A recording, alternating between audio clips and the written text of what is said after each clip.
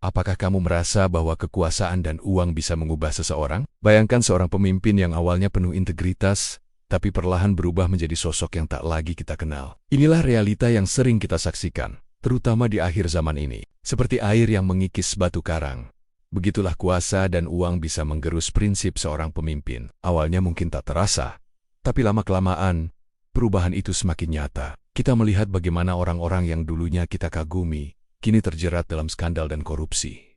Tapi mengapa hal ini terjadi? Mengapa begitu banyak pemimpin yang jatuh karena godaan duniawi? Bayangkan sebuah pohon yang tumbuh tinggi menjulang. Akarnya yang kuat membuatnya mampu bertahan dari badai kehidupan. Namun, ketika pohon itu mulai dimakan rayap dari dalam, perlahan tapi pasti, ia akan goyah dan akhirnya tumbang. Begitu pula dengan seorang pemimpin. Ketika ia membiarkan keserakahan dan ambisi tak terkendali menggerogoti hatinya, ia telah membuka pintu bagi kejatuhannya sendiri. Firman Tuhan mengingatkan kita, akar segala kejahatan ialah cinta uang. Sebab oleh memburu uanglah, beberapa orang telah menyimpang dari iman dan menyiksa dirinya dengan berbagai-bagai duka.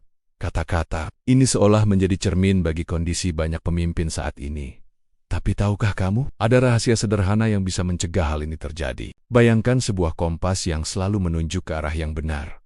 Tak peduli seberapa kuat badai yang menerjang. Begitulah seharusnya hati seorang pemimpin, terpaut erat pada nilai-nilai kebenaran. Tak goyah oleh godaan duniawi. Namun, bagaimana caranya mempertahankan integritas di tengah godaan yang begitu kuat? Jawabannya ada pada fondasi yang kuat, seperti sebuah rumah yang dibangun di atas batu. Demikianlah seorang pemimpin harus membangun karakternya di atas dasar yang kokoh. Bukan pada kekayaan yang fana, bukan pula pada kekuasaan yang sementara, melainkan pada nilai-nilai abadi yang tak lekang oleh waktu. Firman Tuhan mengingatkan kita, janganlah kamu mengumpulkan harta di bumi. Di bumi ngengat dan karat merusakkannya dan pencuri membongkar serta mencurinya. Tetapi kumpulkanlah bagimu harta di sorga. Di sorga ngengat dan karat tidak merusakkannya, dan pencuri tidak membongkar serta mencurinya. Tapi ingatlah bahwa godaan akan selalu ada. Seperti ombak yang tak henti menghantam tebing, demikianlah cobaan akan terus datang menguji keteguhan hati seorang pemimpin. Lalu, bagaimana kita bisa membantu para pemimpin kita agar tidak terjatuh? Pertama, kita perlu menyadari bahwa setiap pemimpin adalah manusia biasa. Mereka bisa lelah, bisa goyah, dan bisa tergoda. Oleh karena itu, dukungan dan doa kita sangatlah penting. Seperti Musa yang tangannya ditopang oleh Harun dan Hur saat memimpin Israel berperang, demikianlah kita perlu mendukung para pemimpin kita. Kedua, kita perlu berani menyuarakan kebenaran. Ketika melihat tanda-tanda penyimpangan, jangan diam. Suara kita bisa menjadi alarm yang membangunkan mereka dari tidur lelap godaan duniawi. Ketiga, jadilah teladan. Integritas bukan hanya tugas para pemimpin. Setiap dari kita dipanggil untuk hidup benar, jujur, dan takut akan Tuhan.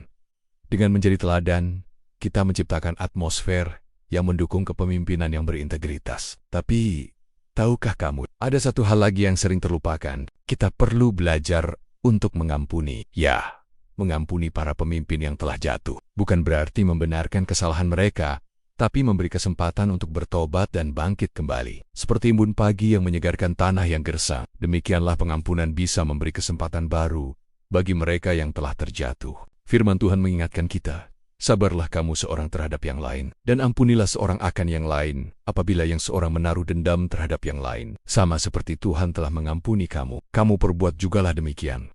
Bayangkan jika setiap dari kita bisa menjadi cahaya di tengah kegelapan. Seperti kunang-kunang yang menerangi malam, demikianlah kita bisa menjadi teladan integritas di tengah dunia yang semakin gelap oleh korupsi dan ketidakjujuran. Tapi ingatlah bahwa perubahan tidak terjadi dalam semalam, seperti benih yang tumbuh menjadi pohon yang rindang. Demikianlah proses membangun integritas membutuhkan waktu, kesabaran, dan ketekunan.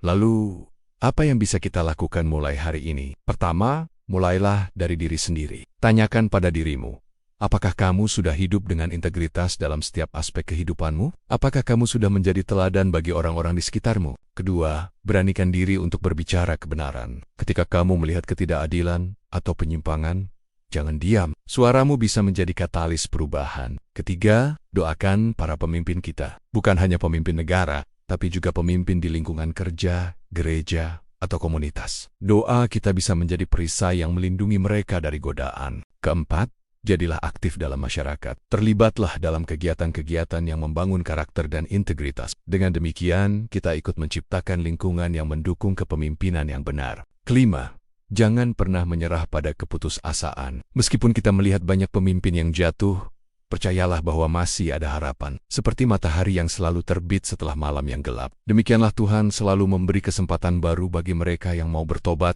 dan kembali pada jalan yang benar. Firman Tuhan mengingatkan kita, "Sebab aku ini mengetahui rancangan-rancangan apa yang ada padaku mengenai kamu." Demikianlah firman Tuhan, yaitu rancangan damai sejahtera dan bukan rancangan kecelakaan, untuk memberikan kepadamu hari depan yang penuh harapan.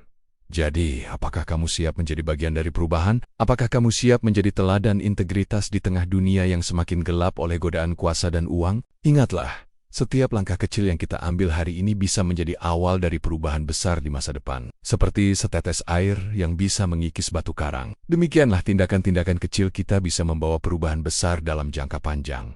Tapi ingatlah bahwa perjalanan ini tidak selalu mudah. Akan ada tantangan, akan ada godaan, dan akan ada saat-saat di mana kita merasa ingin menyerah. Namun, justru di saat-saat seperti itulah kita perlu saling menguatkan. Bagaimana pengalamanmu? Pernahkah kamu melihat pemimpin yang jatuh karena godaan kuasa dan uang? Atau mungkin kamu punya kisah inspiratif tentang pemimpin yang tetap teguh dalam integritasnya?